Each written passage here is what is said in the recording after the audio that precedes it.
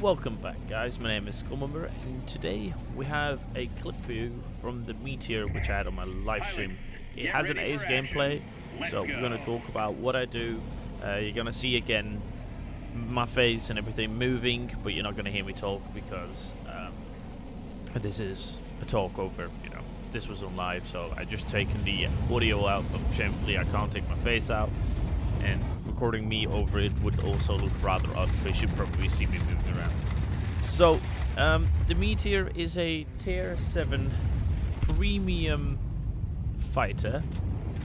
Premium British fighter. You can buy it in the premium shop if you want to. It's a bit different than most fighters, as you can see. It's tier 7 and it has jet engines, no prop, nothing else. The Meteor is not a turn fighter. It's more of a high energy fighter. I wouldn't say boom and zoom because the guns are not too good. It has 420mm, the Hispanos because it's British. It packs a good punch, but it's more of a high energy fighter, and you kind of like yo-yo around. So you go up to high altitudes, then come back down on people. It's not a turn fighter. You can turn it to some certain planes, but not all of them. So let's go into the gameplay, and let's hope I can tell you guys what I was doing here. I was at the command center earlier, as you can see. I left it because there were no more fighters, and I decided my team could probably take it, and then I could go and help out the garrison. Had a bit of a hard time getting into the garrison because this J4M was just outrunning me constantly, and when I finally got into range, my team managed to flip the base, so it was kind of a waste for me to go here. I'm probably better off going anywhere else on the map than being here. When we're flying back, I've noticed that my team, as you can tell here, they didn't take the command center. So for me to be able to get that command center now would be to dive down and start destroying ground targets. I don't like doing that on a Meteor. I rather stay high and, kill fighters instead of going for ground targets. So I've decided, let's go for the other garrison. Get an eye on the plane because I do like this plane, and as you can tell, I'm very proud of it. 100 years RAF on it. This was a skin they gave if you bought the Meteor or you had the Meteor, and it was when it was 100-year RAF, Royal Air Force. They gave you this skin, absolute amazing skin, and I love it. Sometimes you'll see me walk around. I'm going after this LA7 because he was on my friend, and I decided to go kill him. As you can tell, I'm not going out after the LA. I'm going after the Yak 3 first, then for the Spitfire. As you can tell, I'm not really keen on turning around because I'm probably going. The LA7 is going to out-turn me, so I'm better off killing the other people or doing damage on others, and then come back when I'm far enough. Like this is the LA7. As you can tell, I made distance, turn around, re-engage the target, and finish him off. I noticed that on the map, I looked at the map and I could see that the AI has respawned, which means if we kill these 3 AI, then we're probably gonna flip it. But as you can tell, someone of my friends just died in the cap circle, which meant we lost a bit of the cap circle. So hopefully, when we kill this last AI, we'll be able to flip the cap. But I'm not certain because that is a big chunk. Well, we killed the AI and luckily we flipped it. We flipped it before they have theirs, which is somehow good and somehow not really good. As you can tell, there's no bombers coming in because the enemy doesn't own anything yet, so we don't have a bomber flight right now that can actually go out and take out targets. So now the bombers will spawn because they took the command center. I noticed a massive furball above it. I decided not to go to the furball. It would be stupid. There would be way too many people there. Me on my own, I would just throw my plane away, and I would be no help to my team. So I decided, let's go away from the furball and take out people who are on their own, like the Spitfire, and then go for it. Try to go for people that are on their own and that have no way of catching you if you go past it. We'll get a little cheer because this was live. Very nice of the gentleman to cheer. I can't take that out, I'm sorry, it's live feed. I'm turn fighting here a bit, which was wrong. You'll see me in a minute. Fighting the Spitfire. And the best point for me right now was actually to go straight up. And here I'm turn fighting the Spitfire, which is not a good idea. It turns out to be a good idea because the Spitfire wasn't really turn fighting me. He was trying to get away with speed, which is not going to work. He should have just outturned me, turn around, get on my ass. As you can tell, the gun is reasonably accurate. I do have marksman 1 and 2 on it. So, and then I have myself the accuracy equipment, the gun sights, the engine tuning, and the air polish.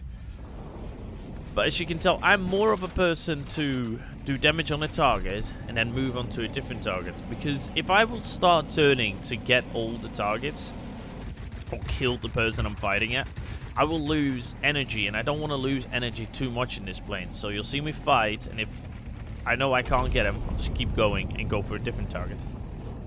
Here I noticed I can probably turn fight this guy and get him. Because it's a Yak. Is it a Yak 9? I'm not sure. But, oh, it's a Yak 3. Some of the Yaks you can actually outturn. So like the Yaks with the big gun at the front. The Yak 9, Yak 9U, and everything. So you can outturn some, but you need to know. I make a big mistake here because I was getting hit. And I know this was a heavy, so I outturned him. And went from, I do not pay attention to my map whatsoever. And there's one sneaking in right there. And his friends, well, they kill my pilot, set me on fire, and just take me out. Well done. Very bad map awareness. So, that's a Spitfire we took out earlier. Make sure when you fight that you pick your targets and make sure that you can kill them. Or that when you strafe them and you keep going, that they have no tendency of wanting to follow you. Because if they outturn you and you're too close, you're gonna die. You can't get away on time.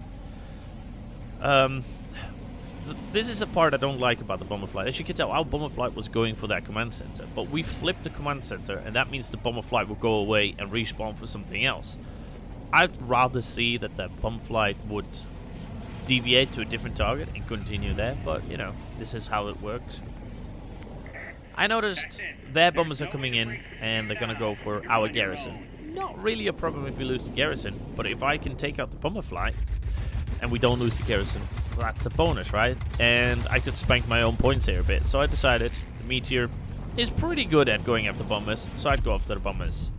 Make sure that you, like there, don't overheat your weapons when you're in a fight. It doesn't really matter that I overheated my weapons there, because I knew I was going to turn around, and before I would get engaged again, they would have been cooled down. You don't want to overheat your weapons. As you can tell, we have one heavy with me, and me, I'm going at the bomber, so I probably could have left it to him.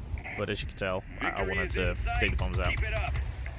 Make sure when you're firing, oh, we also have a fighter with us, that you, like there, make sure that you let go of your gun and don't shoot your friendly. Because if you shoot your friendly, well, you're going to do damage to them. That's the last thing you need. Oh, they might not even notice because they're already getting hit by the bomber, but you notice.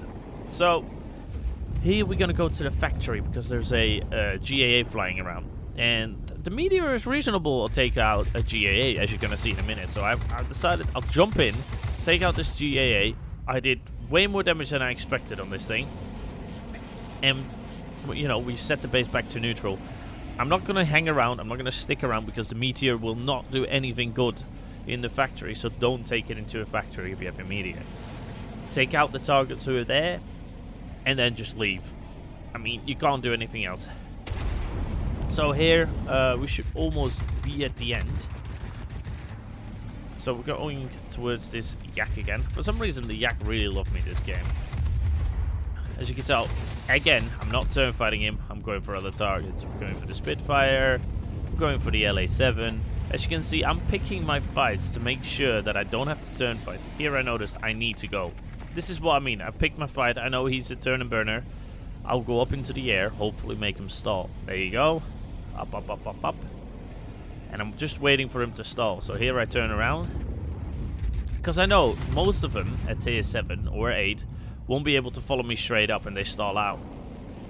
There is the beautiful ace. So we have 20 kills, which of course are 4 bombers I think we killed. So, you know, it's a bit of an unfair ace, but still an ace nonetheless. And we're showboating pretty much right now because we don't really need to be here anymore. Kill the J4M, and that's it. Beautiful game. 17,000, but when we check the score, for some reason it's 16,000. We got an ace, a conqueror, and a lot of points and 293,000 credits. I hope you guys enjoy. Thank you for watching, and hopefully I'll see you all soon. Bye-bye.